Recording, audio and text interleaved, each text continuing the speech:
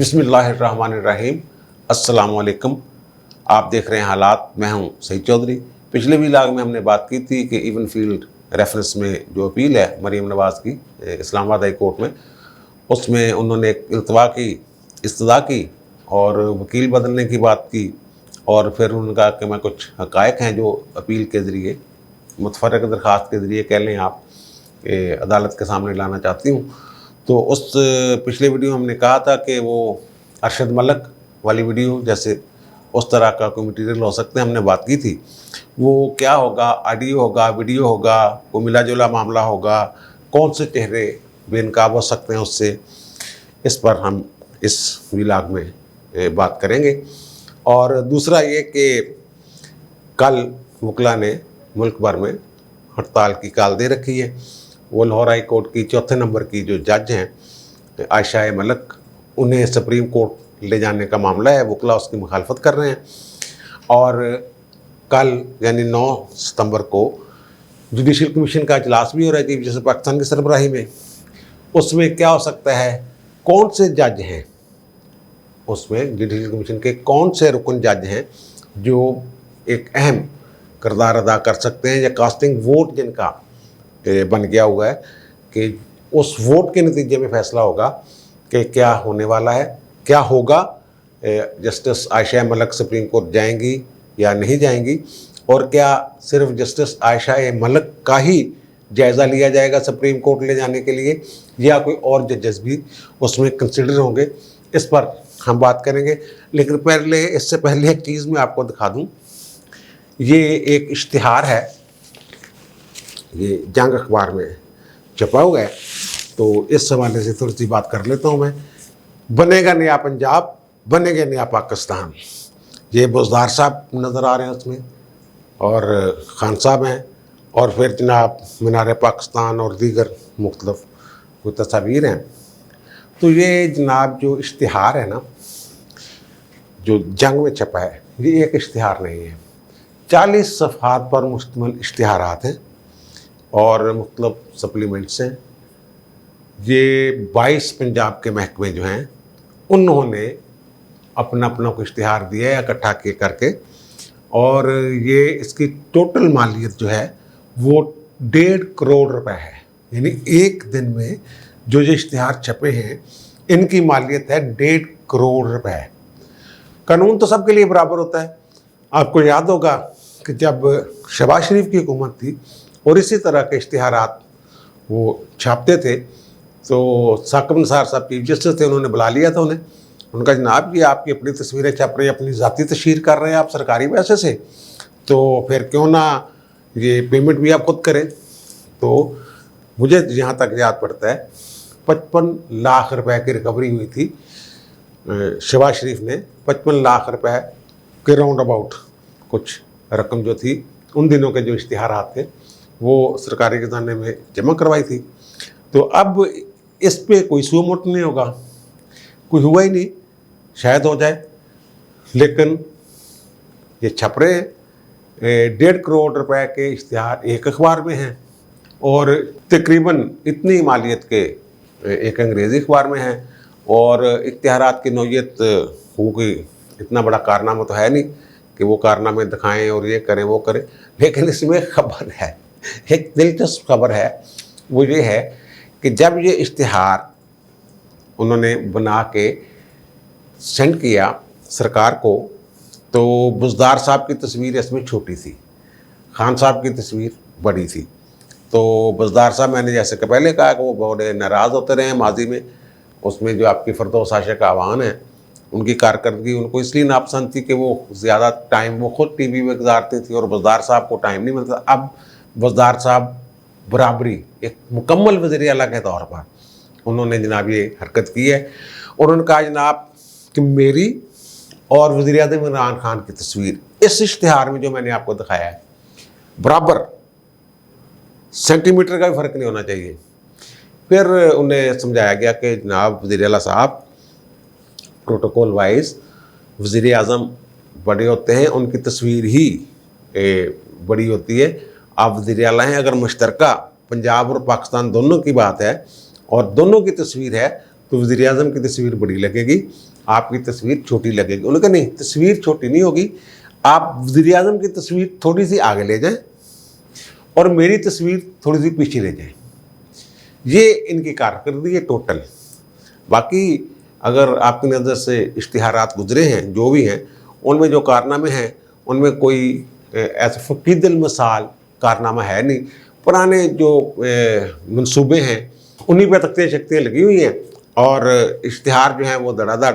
वो इश्तिहारात से अगर हुकूमतों की वो क्या कह लें आपके गुडविल बननी हो तो वो ऐसे थोड़ा बनती है। वो उनकी जो साख है वो तो काम से बनती है। अवाम से पूछें कि क्या हाल है उनके और क्या हालात हैं उनके। लेकिन इश्तिहार ठीक है छपते हैं, चलो अखबार की मौजी हो गई, 1.5 करोड़ रुपये मिल गया उनको तो। लेकिन ये क्या इसकी वापसी के लिए कोई अदालत कोई सुओ मोटो होगा नहीं होगा। और दूसरा एक दोस्त ने तवज्जो दिलाई मेरी इस तरफ कि यार इन्होंने अदालतों के अंदर एक अदालत लगाई हुई है अजीब सी। ये जो वज़ीर आला का शिकायत सेल है वो एक स्टीरियोटाइप उन्होंने टाइप करवा कर रखी हुई परफॉर्मे से। तो वो आपको दिखा भी देते हैं वो क्या हरकतें करते हैं और क्या करते हैं। तो वो जनाब एक रुका लिख देते हैं, कोई शिकायत आई है जनाब फ़लाँ बंदे की, तो हामिल रुका हाजा जो है ये आया था तो इनको हमने सुना है। तो आप यानी किसी अफसर को कहते हैं कि आप जो है अपने फ़ैसले पर नज़रसानी करें, क्योंकि इन्होंने एतमाद किया है इमरान खान पे, PTI की हुकूमत पे। कानून और इंसाफ के दायरे के अंदर रहते हुए आप रजू करें अपने फ़ैसले से। इस तरह के गार्टर जारी कर देते हैं, मामला अदालत में होता है। हाई कोर्ट इस पर सख्त नोटिस ले चुकी है माजी में और इनके जो इस किरदार को गैर कानूनी डिक्लेयर कर चुकी है। इसके बावजूद ये जो है सेल चल रहा है। और ये लेटर जो मेरे पास पड़ा हुआ है वाइस चेयरमैन है वज़ीर आला शिकायत सेल पंजाब नासिर सलेमान साहब और तर्जमान है हुकूमत पंजाब के, इनके दस्तखतों और मोहर से जारी हुआ एक लेटर असिस्टेंट कमिश्नर फ़िरोज़वाला के नाम, मज़हर अली के नाम, कि जनाब फ़लाँ साहब आपके पास आएंगे। नाम भी नहीं लिखा हुआ कौन साहब आएंगे, ये लिखा हुआ है हामिल रुका हाजा, यानी जो भी ये पर्ची लेके चला जाए वो उसकी बात सुनेंगे और उसके हक़ में अपना जो उसकी मुखालफत में या उसके जो भी उनके पास ज़ेर समात मामला है या ज़ेर कार्रवाई मामला है उसको जनाब भाई साहब के हक़ में वो उसको कर देंगे। ये इनकी कारकर्दगी टोटल जो है। अब हम बात करते हैं जस्टिस आयशा मलिक की, कि जस्टिस आयशा मलिक चौथे नंबर की जज हैं। सुप्रीम कोर्ट ले जाने के लिए जुडिशल कमीशन का इजलास है कल 9 सितंबर को और वकला ने हड़ताल की कॉल दे रखी है। और 21 अगस्त को आल पाकिस्तान वकला कन्वेंशन में ये फैसला हुआ था कि अगर सीनियरिटी को नज़रअंदाज करके जजों को ऊपर ले जाया जाता है तो फिर वकला उसको कबूल नहीं करेंगे और फिर हड़ताल। ये लाहौर हाई कोर्ट बार ने भी, सिंध बार ने भी, सब ने हड़ताल की कॉल दी हुई है पूरे पाकिस्तान में। और लाहौर हाई कोर्ट वाले कहते हैं जनाब अर्जेंट केसेस यानी 10:30 बजे के बाद मुकम्मल हड़ताल होगी। लोअर कोर्ट्स में भी होगी, पूरे पंजाब, KP, बलोचिस्तान, सिंध में ये हड़ताल हो रही है। लेकिन जो जुडिशल कमीशन है उसका इजलास उसी तरह हो रहा है। अच्छा, अब उसकी ना थोड़ी सी बदल गई है मेंबरान।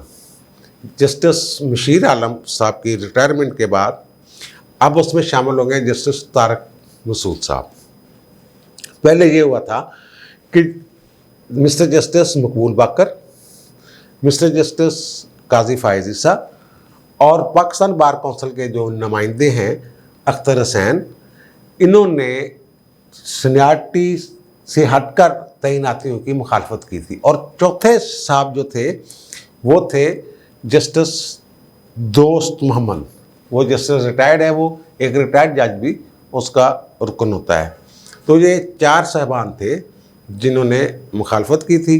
जबकि जो हमायत की थी वो जो हमायत में है कि लिस्ट सीनियरिटी टूटती है तो टूट जाए, उसमें जो अपना पहले दे चुके हुए हैं नुक्ता नज़र वो चीफ जस्टिस पाकिस्तान है, उन्होंने तो नामजदगी की है ना, जस्टिस गुलजार अहमद साहब, मिस्टर जस्टिस उमर ताब बंदयाल साहब और अटारनी जनरल खालिद जवेद साहब और वज़ीर कानून फ़रोग नसीम साहब।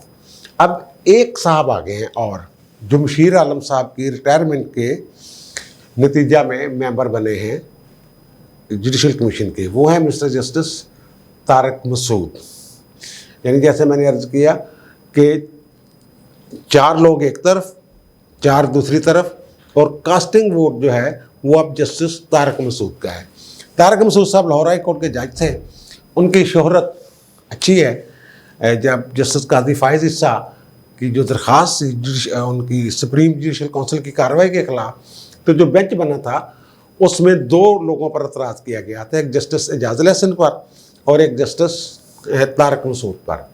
और जो सरदार तारक मसूद हैं, इन्होंने वो एजाजुल हसन साहब को छोड़ना नहीं चाह रहे थे। उन्होंने कहा जनाब ये एतराज़, हर बंदे को अपनी मर्ज़ी के जज जो है ना वो मुंतखब करने की या इजाज़त नहीं दी जा सकती।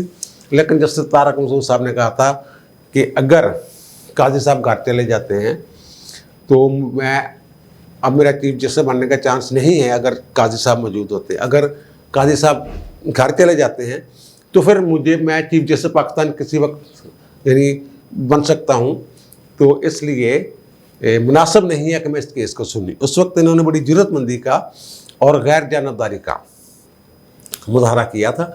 और वकला अब भी तो ये कर रहे हैं कि कल जो इजलास हो रहा है उसमें मिस्टर जस्टिस सरदार तारक मसूद जो हैं वो कोई ऐसा इक़दाम कर सकते हैं जो चीफ जस्टिस पाकिस्तान की जो नामजदगी है जस्टिस आयशा मलिक की, उसकी हमायत में ना हो। अब ये तो अल्लाह ही जानता है दिलों के हाल, वो कल क्या किरदार अदा करते हैं। बहरहाल पहले जो माजी के जो नुक्ता है नज़र हैं उनकी रोशनी में 4 लोग एक तरफ जो कहते हैं कि सीनियरिटी को नज़रअंदाज करके जूनियर जज को सुप्रीम कोर्ट में एलिवेट किया जा सकता है, और 4 जज दूसरी तरफ, 4 अरकान के सीनियरिटी नहीं तोड़ी जा सकती। और तारक मसूद साहब जो हैं ये अब नए मेंबर हैं, ये किस तरफ जाते हैं।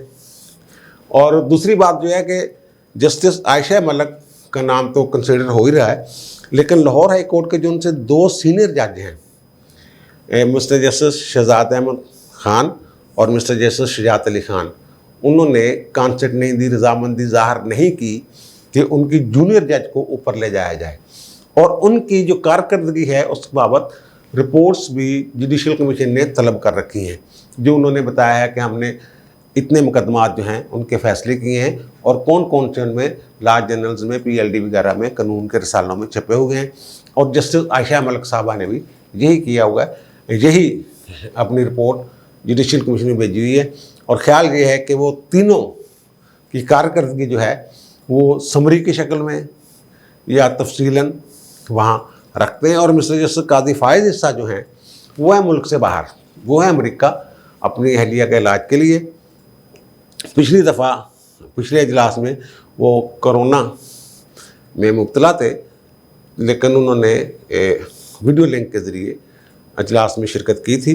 अब भी ख्याल यही है, क्योंकि बड़ा अहम मामला है और बड़ा फंसा हुआ है, तो वो ख्याल यही है कि वो कल के इजलास में वीडियो लिंक के ज़रिए अमेरिका से इस इजलास में शिरकत करेंगे।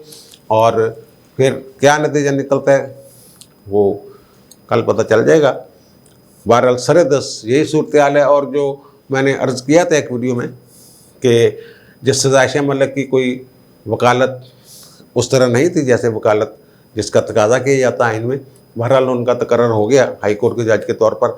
और पहले जुडिशल कमीशन ने बतौर वकील जो उनके जजमेंट्स रिपोर्टेड जजमेंट्स हैं वो मांगी थी, लेकिन जब वो मैंने कहा ना उन्होंने सोचा हुआ कि लेके जाना है, तो फिर उन्होंने ये वाला खाना जो है ना 2 कॉलम जो थे वो हज़फ कर दिए थे।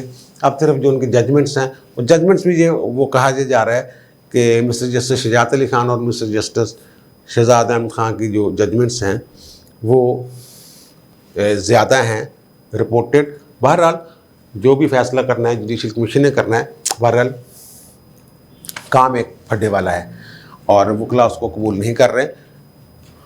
जो जस्टिस दोस्त मोहम्मद साहब है ना, वो तो जब मुज़ाहिर अली अकबर नकवी को ले गए थे उस वक्त से वो मुखालफत कर रहे हैं इसकी कि जूनियर जजों को ऊपर ना ले जाया जाए।